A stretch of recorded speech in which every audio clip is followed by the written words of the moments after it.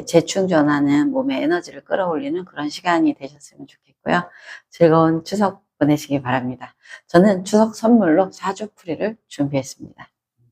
네, 제목 격과 투관과 음양인데 이게 이제 전에 저희 단톡방에 올렸던 사주고요. 이 사주를 선생님들이 풀이해서 저한테 보내주셨는데 이 보내주시면서 이게 문의가 좀 있었어요. 그래서 이게 왜 도대체 이게 어떤 건지 헷갈린다, 정확하게 기준을 좀 알려주시라는 부분이 있어서 제가 풀이 영상을 하나 준비했습니다.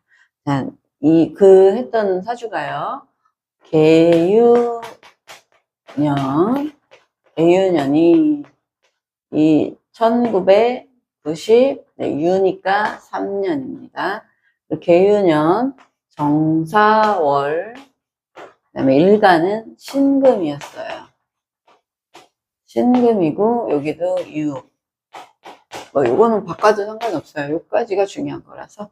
네, 이렇게 된 사주고요. 93년도 개유년 정사월 신금일간인 사주인데, 이제 이 사주 풀이를 하면서 제가 이제 매뉴얼을 나눠드린 게, 첫 번째는 월을 봐라. 월의 상태를 봐라. 두 번째는 격을 봐라.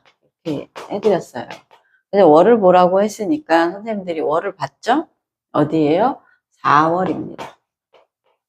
4월은 만세력, 그러니까 절기, 사주풀이를 위해서 쓰는 절기로 나타낸 달력 만세력을 보면 이 4월은 입하를 기준으로 시작을 합니다. 입하는 여름의 뜻을 세운다는 뜻이고요. 여름의 뜻을 세우니까 반드시 봄의 뜻이 있었겠죠. 봄의 뜻을 이어서 여름의 뜻을 세우게 되겠죠. 왜요? 사주는 순환 상생하는 존재이기 때문에 왜 따로 혼자 내가 지구상의 어느 별에서 왔니 하고 혼자 있을 수가 없어요. 그래서 항상 여름이 있으려면 봄이 있어야 되고요. 가을이 있으려면 여름이 있어야 돼요. 내가 있으려면 부모가 있어야 되고요. 우리 자식이 있으려면 나라는 사람이 있어야 자식을 낳을 수가 있듯이 모든 것이 물고 물면서 돌아가는 순환 상생, 순환 추동으로 돌아가는 것을 사주 명리학 그리고 사람의 인생을 움직이는 원리로 보고 있습니다. 4월이라는 것이 있으면 봄이 있어야 되고요. 당연히 봄의 뜻을 이어서 4월 여름의 뜻이 있게 되어 있습니다. 봄의 뜻은 봄이니까요. 만물이 소생하는 봄, 약간 이런 표현들 많이 쓰죠. 입춘이 왔습니다. 만물이 소생하는 봄.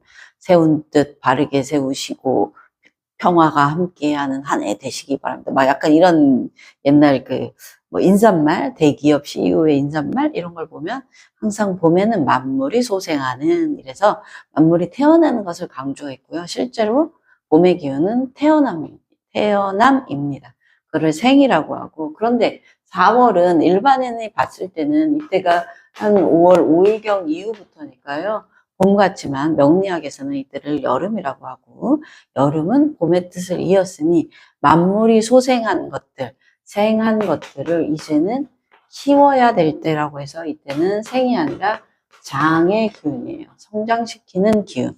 이 성장이라는 건 무조건 다 훌륭하게 성장하는 것이 아니라 이만큼 커야 될 것과 이만큼 커야 될 것, 또 낮은 데서 커야 될 것을 구별하면서 성장시켜야 되는 의무 또는 임무 또는 그런 것으로 타고난 것이 있어요.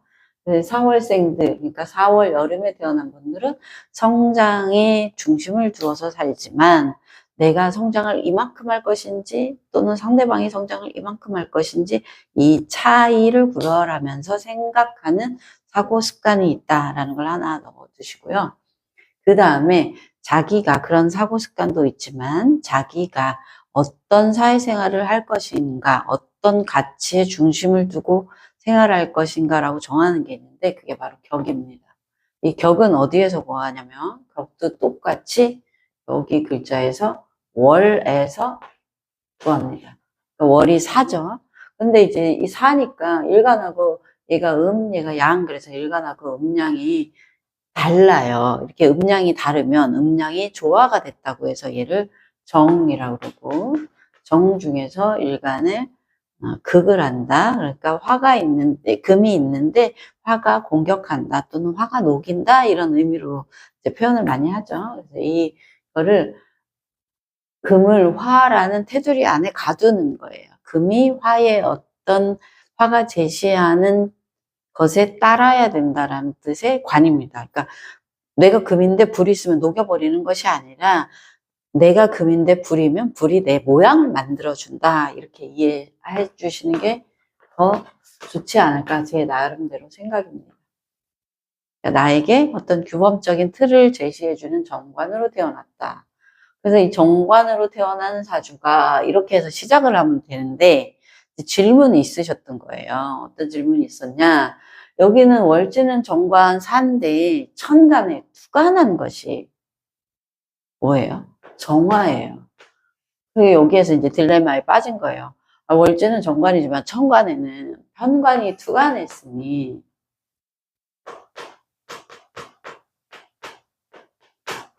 선생님 얘는 편관격 아니에요? 이렇게 물어본 거예요. 그래서 여기에서 중요한 개념이 있습니다. 사주에서는 이 사주를 자체를 움직이는, 그러니까 인생을 움직이는, 우리 삶을 움직이고 우주를 변화시키는 원리로서 가장 크게 보는 것이 양입니다. 그래서 모든 원리는 양이 주도하고 음이 따라간다라는 게 있고요. 그 다음에 한 번 양이 되면 이 양이 꽉 차서 그 안에서 음이 생겨난다고 해서 한 번 양과 한 번 음을 반복해서 서로 순환한다라는 일량이름지도 이런 얘기가 있어요. 이렇게 순환의 원리가 있거든요.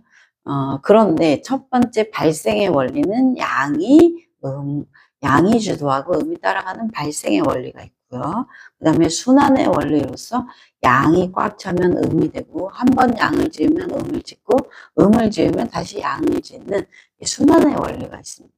근데 여기 격은 여기 중에서 발생의 원리를 따르게 돼 있어요. 음양의 발생 원리. 그러니까 얘가 사가 정이고 얘가 음인데 얘가 양이고 얘가 음이잖아요. 그러니까 천간에 아무리 투간을 했다 하더라도 이 발생의 원리에 따라서 신금, 여기 얘가 양이기 때문에 양의 기운을 따라가는데 천간에 음이 올라가는 거예요. 그래서 이거를 우리가 잘 아는 용어로 혼잡됐다라고 해요. 그러니까 이 사주는 정관격인데 편관이 투출해서 관살 혼잡이 된 격입니다. 그러니까 설명 기준은 정관에 놓고 이 사주를 설명을 하고 이 편관은 부수적으로 따라오는 것으로 해석을 해야 되지 편관격으로 해석하고 정관이 아니다 이렇게 하면 안 됩니다. 편관과 정관은 하는 일이 다르고요. 정관이 있는데 편관이 있으면 정관의 일도 하면서 편관의 일로 일이 바뀐다는 뜻이지 정관의 일을 하지 않는다는 뜻이 아니기 때문에 기준을 정관에 놓고 편관이 천간에 투관한 격이다. 그러니까 관살이 혼잡되었다. 이렇게 얘기하고요. 이렇게 보시면 되겠습니다. 이 격은 발생의 원리를 따라서 양인 경우에는 양이 우선하고요. 음은 따라가는 방식을 취한다. 이걸 보시면 되겠습니다. 자, 그러면 이제 여기에서 또 질문이 있겠죠. 얘가 그래서 정관격이 되고요.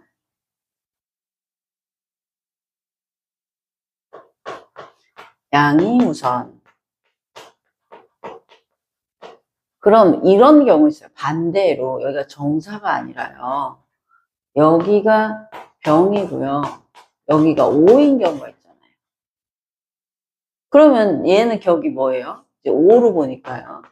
오로 보는데 얘가 일간하고 음양이 같으니까 얘는 편관이죠.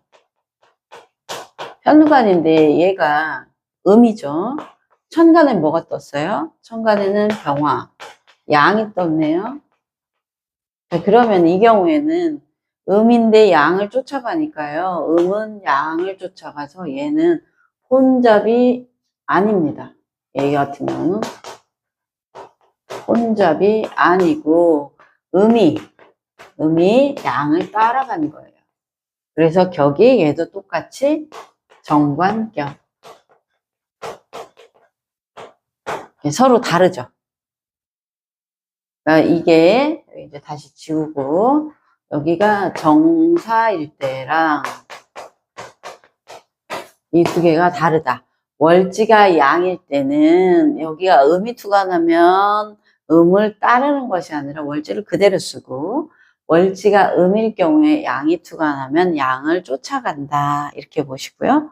여기가 양인데 천간에 음이 들어가면 이거를 혼잡이라고 합니다. 재성도 마찬가지로 식성도 마찬가지고 인성도 마찬가지로 모든 것이 그렇습니다. 예를 들어서 여기가 일간이 신금이 아니고요.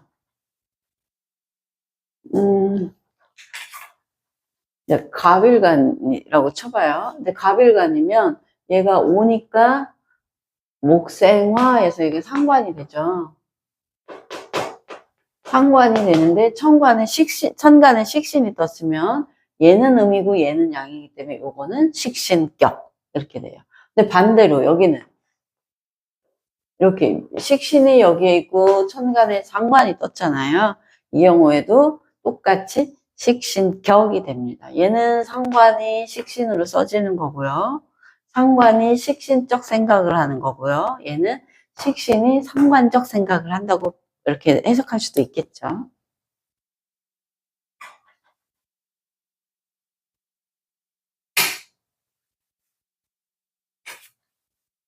경금은 똑같고.